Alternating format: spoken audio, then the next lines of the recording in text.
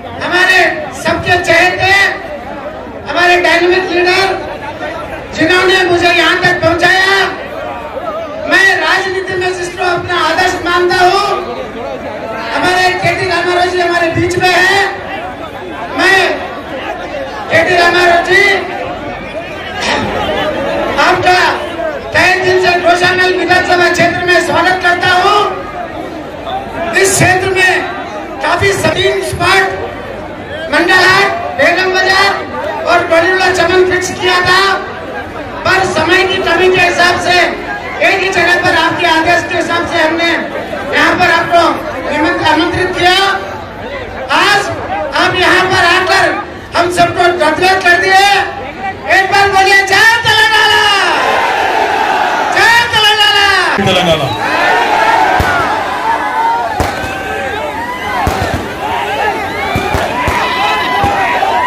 అందరికీ నమస్కారం।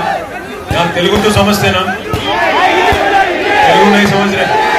हिंदी हिंदी ठीक है, हिंदी तेलुगु हिंदी दोनों।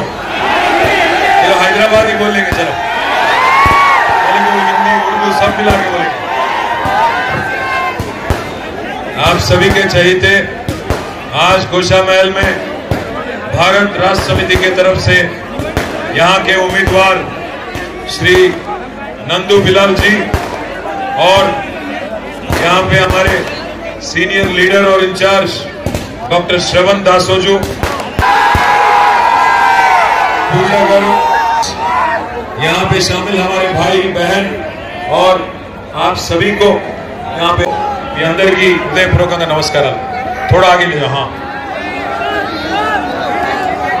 आज मैं गोशामहल के यहाँ के भाइयों से बहनों से मैं आपके सामने नहीं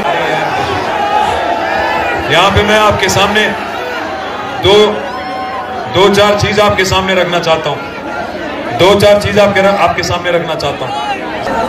9 साल हो गए तेलंगाना बनके, 9.5 साल तेलंगाना अलग राज्य होके 9.5 साल बन गए। इन 9.5 सालों में हैदराबाद में आज किस कदर विकास देखने को मिल रहा है, तरक्की देखने को मिल रहा है, आपकी आंखों के सामने है।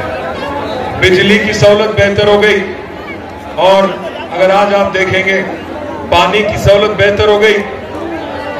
करीब काफी सारे रोड भी सुधार रहे हैं हम लोग। पर एक चीज का मसला है, आज यहाँ पे अगर हम देखेंगे गोशामहल कॉन्स्टिट्यूंसी में खास, अगर आप 1 मिनट के लिए सोचेंगे,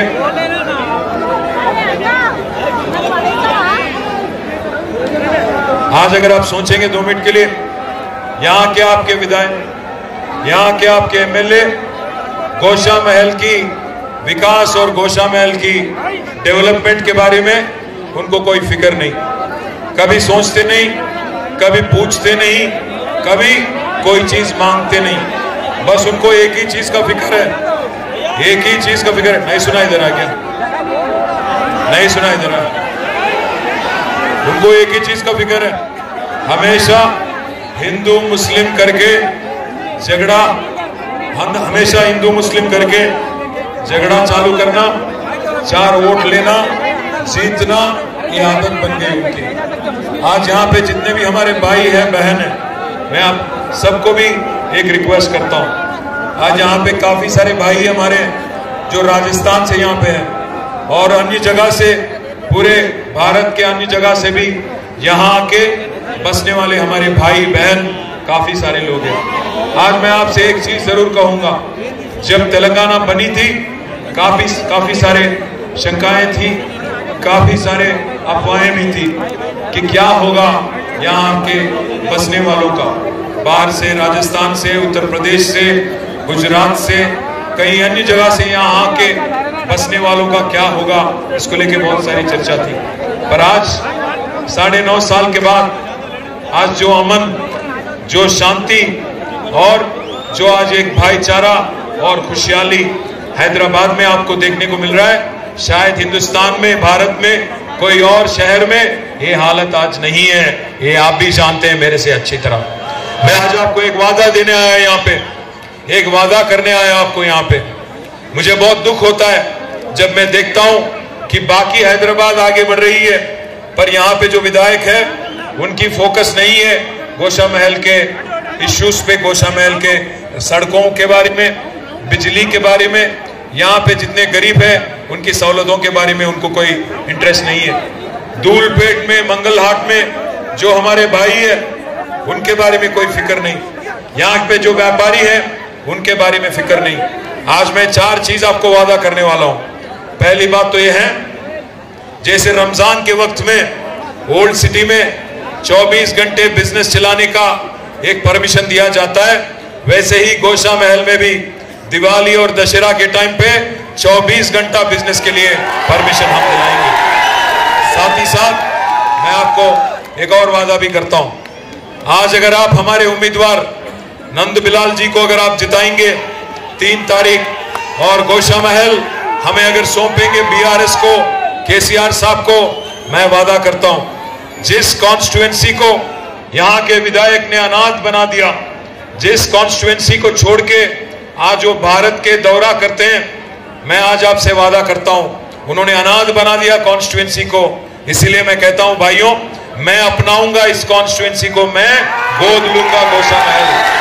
मैं आपकी एमएलए की तरह काम करूंगा, मैं काम करूंगा आपकी एमएलए की तरह, और जो सहूलतें आपको चाहिए, जो भी आपके इश्यूज हैं, जितने भी आपको फंड्स चाहिए यहाँ पे डेवलपमेंट के लिए, वो मेरी जिम्मेदारी है। निजी तौर पे मैं जिम्मेदारी लूंगा इस बात का। मुझे मालूम है, मुझे कई सारे हमारे भाई मिले थे 2-4 दिन पहले, व्यापारी लोग और अन्य लोग भी मिले थे।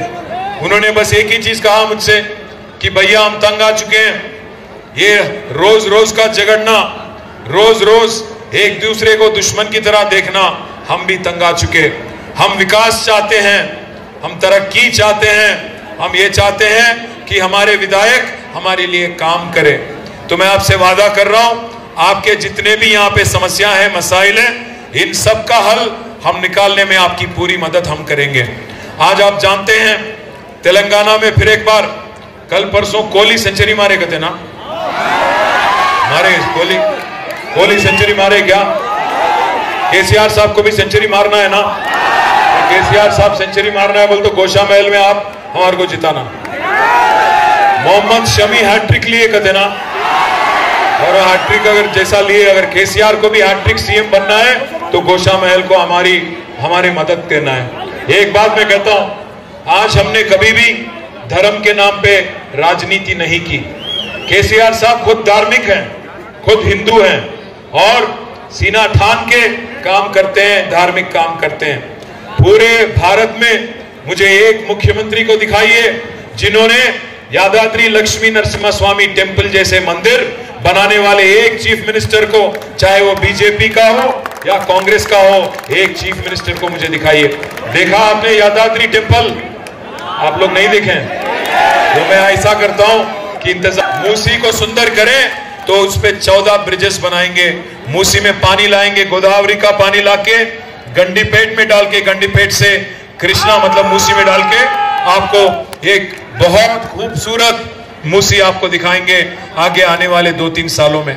साथ ही साथ उस्मानिया जो हॉस्पिटल है, जो आज हेरिटेज स्ट्रक्चर है, उसके बारे में कोर्ट में केस चल रहा है, इसलिए हम नया हॉस्पिटल वहां नहीं बना पाए, बट जल्द ही उसका भी स्टे वेकेट करवाएंगे, क्योंकि आपके लिए बहुत बड़ी यहाँ पे फैसिलिटी है, उस्मानिया काफी करीब है। इसलिए मैं कहता हूं उस्मानिया भी बहुत खूबसूरत हॉस्पिटल है, बहुत खूबसूरत इमारत है, उसको भी पूरी तरह से रिस्टोर करेंगे, शानदार बनाएंगे, आपके लिए एक जबरदस्त हॉस्पिटल यहीं पे आप ही के पास में बनाएंगे। साथ ही साथ एक और चीज भी मैं कहता हूं, इससे पहले हमने देखा कांग्रेस के टाइम पे कि यहाँ की बोलकपुर में क्या हुआ था, हमने देखा कि पानी की सहूलत गड़बड़ाने की वजह से काफी सारे लोगों की मृत्यु हो गई।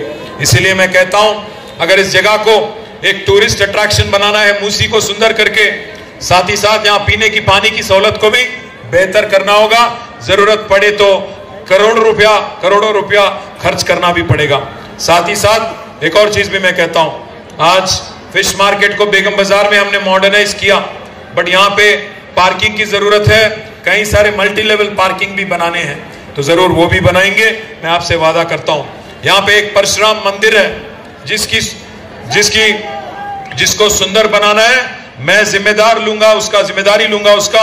और जितना पैसा चाहिए, जैसे यादाद्री लक्ष्मी नरसिम्हा स्वामी टेम्पल को हमने सुंदर किया, सुंदर बनाया, वैसे ही परशुराम टेम्पल को भी हम जरूर उसको भी पूरी तरह से सुंदर करेंगे।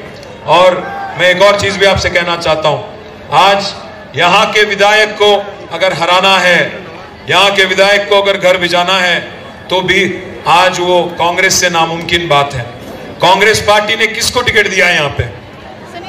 वो कौन है उम्मीदवार, किसी को नहीं मालूम, न लोकल है, न जान न पहचान, बनने आ गए मेहमान। आज पता नहीं कौन है वो, आज आ गए ऐसे ही। और आज मुझे तो लगता है दोनों की मैच फिक्सिंग है, कांग्रेस और बीजेपी की। मुझे लगता है दोनों की मैच फिक्सिंग है कि बीजेपी का जो उम्मीदवार है, बीजेपी का जो एमएलए है, उसको जिताने की एक साजिश आज कांग्रेस कर रही है यहाँ पे, एक डम्मी कैंडिडेट को टिकट देके। मैं पूछना चाहता हूं भाइयों, कभी देखा है कांग्रेस कैंडिडेट को आपने कभी इससे पहले? नंदू भाई को देखे इससे पहले? नंदू भाई तो यही के हैं, आप ही के हैं। और कोविड के टाइम पे उन्होंने ट्रस्ट के जरिए काफी काम भी किया हुआ है, पार्टी के लिए भी बहुत काम किया नंदू भाई ने, इसीलिए केसीआर साहब ने आज नंदू बिलाल को टिकट दिया। मैं आप भाइयों से बहनों से एक ही चीज बोलता हूं, मैं फिर एक बार एक ही चीज बोल रहा हूं, मैं बोलना तो बहुत कुछ चाहता हूं, मैं काफी कड़ी निंदा भी कर सकता हूं मोदी की और बाकी लोगों को भी, पर मैं ये नहीं कहूंगा, मैं राजनीति ज्यादा नहीं करूंगा, क्योंकि मुझे मालूम है आपकी दिलचस्पी, आपकी इंटरेस्ट आज अगर किसी भी चीज में है तो विकास में है, आपकी इंटरेस्ट है गोशा महल की तरक्की में और गोशा महल के अच्छे दिन। मोदी साहब कहते आए अच्छे दिन, मैं हमारे बहनों को यहाँ कहने वाला हूं, मोदी साहब बोले अच्छे दिन, पर क्या करें आप, 400 रुपया वाला सिलेंडर 1200 कर दिए। इसलिए मैं बोलता हूं मेरे बहनों से, भाइयों से, केसीआर साहब इस बार जब तीसरी बार चुन के मुख्यमंत्री बनेंगे, आप लोगों के लिए 4 खुशखबरी हैं, 4 नए स्कीम चालू कर रहे हैं। पहली बात तो यह है कि हमारे बहनों के लिए जो मोदी साहब बढ़ा दिए, 400 से 1200 कर दिए सिलेंडर, वो ऊपर का जो 800 है उसको स्टेट गवर्नमेंट सब्सिडाइज करेगी, आपको 400 रुपए में सिलेंडर देना हमारी वादा है। दूसरा वादा है, जो 18 साल के ऊपर जो महिलाएं हैं उनके लिए एक नया प्रोग्राम हम लोग शुरू कर रहे हैं, चालू कर रहे हैं, जिसका नाम है सौभाग्य लक्ष्मी। उसके तहत हर महिला को हर महीना 3000 रुपया दिया जाएगा। सौभाग्य लक्ष्मी एक नई स्कीम है। तीसरी बात, जिस किसी के पास भी व्हाइट राशन कार्ड है, जिस किसी के पास भी व्हाइट राशन कार्ड है, उनके लिए 2 अलग नए स्कीम चालू किए जा रहे हैं। उसमें से एक है अन्नपूर्णा स्कीम, जिसमें आज जो मोटा चावल दिया जाता है राशन में, उसको हटा के बारीक चावल दिया जाएगा, फाइन राइस, सन्न बियम इयडम जरूरतुंदी। और आखिरी बात मैं कहता हूं, आज गरीब है गोशा महल में भी काफी बड़े तादाद में। मैं आप गरीब भाइयों से, बहनों से मैं कहना चाहता हूं, आप ध्यान दीजिए विकास पे।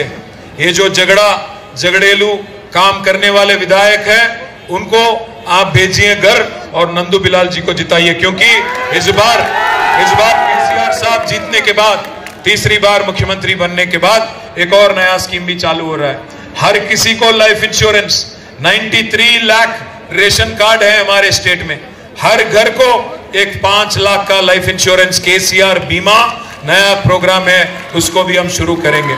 मैं इसलिए भाइयों ये सब कुछ कह रहा हूं क्योंकि अगर गोशा महल में बीआरएस नहीं आती है, क्योंकि मोदी साहब बार बार बोलते रहते हैं, मैं देखते रहता हूं, सुनते रहता हूं, अमित शाह जी भी बोलते हैं डबल इंजन बोलते हैं, मैं भी वही बोल रहा हूं। वहां पे असेंबली में बैठेंगे चीफ मिनिस्टर, कौन बनने वाले हैं चीफ मिनिस्टर? केसीआर ना। फिर गोशा महल में किसी और को वोट काहे को देना? यहाँ पे अगर एक और इंजन हमारे को दे दिए, डबल इंजन बन जाता। ये एक इंजन हमारे चीफ मिनिस्टर जो है इंजन बनेंगे, double engine growth, double engine बोलते ना बीजेपी वाले, मैं भी वही बोल रहा हूँ। डबल इंजन अगर रहेंगी यहाँ पे गोशा महल में, अगर बीआरएस का एमएलए है और वहां बीआरएस का गवर्नमेंट आ गया, तो बहुत तेजी से विकास होगा, तरक्की होगा। और जैसे मैंने वादा किया आपसे अभी, अगर अगर आप जिताएंगे नंदू भाई को और बीआरएस पार्टी को 3 तारीख के दिन, मैं गौशा महल को अपनाऊंगा, यहाँ गोद लूंगा और मैं हर चीज करूंगा जो एक एमएलए आपसे करेंगे। तो मैं आप भाइयों से बहनों से एक चीज कहता हूं। क्या हो गया? हाँ? क्या हो गया भाई? ट्रिपल इंजन नहीं, डबल इंजन चाहिए। Double engine. मैं बस एक ही चीज बोल रहा हूं, 3 तारीख हैट्रिक चीफ मिनिस्टर बनाइए केसीआर को और 3 तारीख चुनिए हमारे नंदू बिलाल साहब को एमएलए बनाइए और असेंबली भेजिए। जय तेलंगाना। क्या निशान है हमारी? कार हमारी निशान है, तेलंगाना हमारी पहचान है, केसीआर हमारे शान है। जय तेलंगाना।